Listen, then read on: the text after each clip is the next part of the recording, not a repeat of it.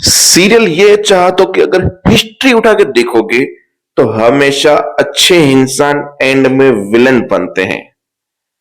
तो भाई आदित्य विलन है इस कहानी का। भले आप मानो या ना मानो, चलो बताता हूं कैसे। एक बच्चा था जो 2 एपिसोड से दिखा रहे थे तरुण के साथ। वो बच्चा आदित्य का है।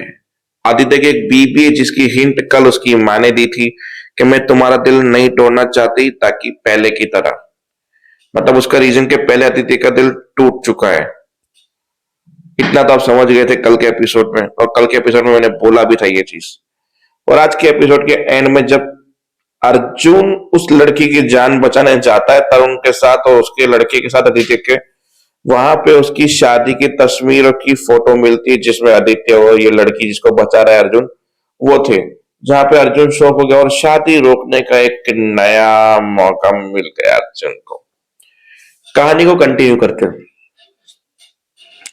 हल्दी आई और सबसे पहले ये मतलब काशी और अर्जुन ने बातें की कि तुम्हें पता है कि तुम्हें आदित्य ने अपनी माँ को क्यों नहीं बोला, क्योंकि उसको शर्म आ रही है कि एक शादीशुदा औरत से वो शादी कर रहा है, ये वगैरह वगैरह। ऐसी कोई बात नहीं, ये वो तुम जितना भी भड़काओगे पर हल्दी तो आज होके रहेगी और होके रहेगी मेरी शादी आदित्य से। बोला मेरी बात सुनो, बोला मैं सब जानती हूँ तूने किया। बोला मैंने आई नो कि जानबूझ के हल्दी गिराई ये सब कुछ किया, पर आदित्य की माँ को मैंने इन्फॉर्म नहीं किया।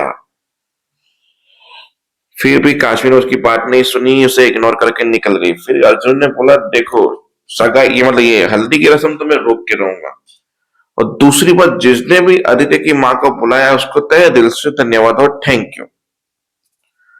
फिर वहां तरुण का सीन था स्कूल में। बोला कि वो रिसेस से गया है मैडम, उसके बाद आया नहीं है, बहुत देर हो गई। तो सारे बच्चे उसको ढूंढ रहे थे पर वो बच्चा मिला नहीं वहां पे। फिर हल्दी की रस्म शुरू हुई तो सब लोगों ने आदित्य को हल्दी लगाई और अर्जुन ने भी आदित्य को हल्दी लगाई। कुछ देर के बाद वो हल्दी काली पड़ गई और अर्जुन की शक्ल मतलब आदित्य की शक्ल काली हो गई, जहां पे उसको रिएक्शन होने लगा। फिर फ्लैशबैक का सीन दिखाया जहां पे माता रानी के आगे हल्दी पड़ी थी, अर्जुन गया उसमें कलर मिलाया। मतलब ऐसे करना नहीं चाहता था पर अब थोड़ा नेचुरल कलर है, कुछ रिएक्शन नहीं होगा, जल्दी से जाके वो मुंह धो लेगा।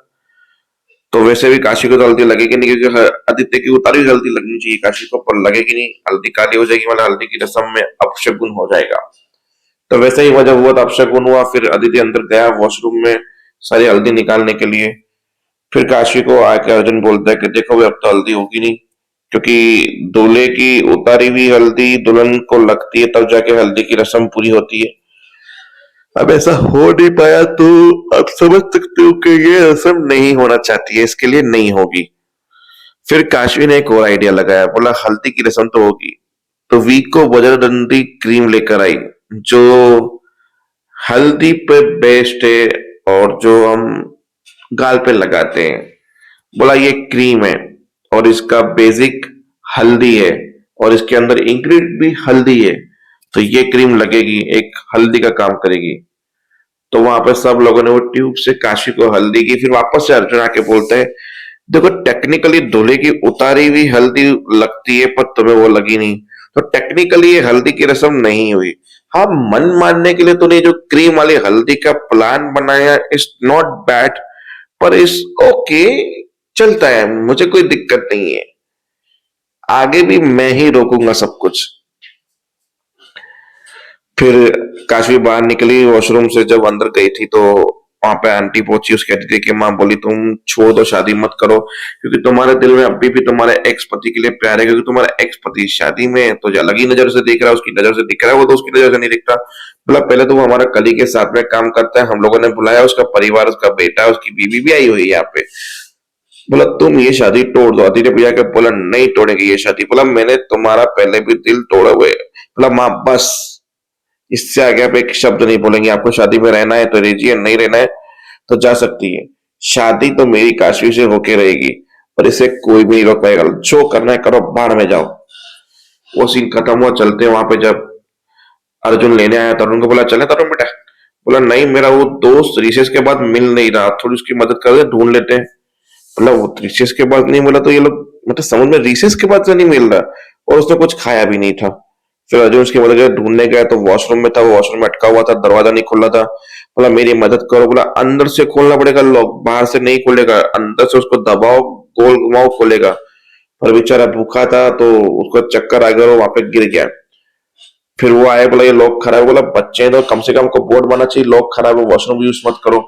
फिर वो पट्टे वाले ने मिलके अर्जुन के साथ दरवाजे को तोड़ा, उसको उठाया बाहर लेके गए।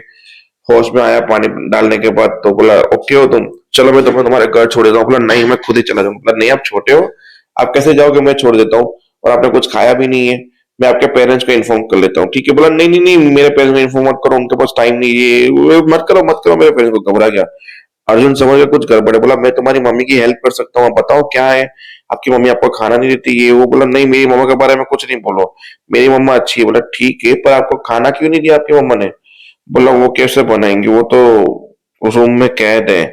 तो रूम में कैद है, चलो मैं तुम्हारी मदद करता हूँ, मुझ पे विश्वास रखो, मैं एक सिविल सर्विस ऑफिसर हूँ। गाड़ी में बिठाया, बोला घर का है, बोला ये रहा सामने वाला घर। बोला इसमें तो लॉक मारा हुआ है, चाबी होगी ना आपके पास। बोला हाँ। फिर चाबी से ताला खोला। बोला तुम्हारी मम्मा दिख नहीं रही, कहाँ है। बोला उस कमरे में से मम्मा की आवाज आती है रोने की।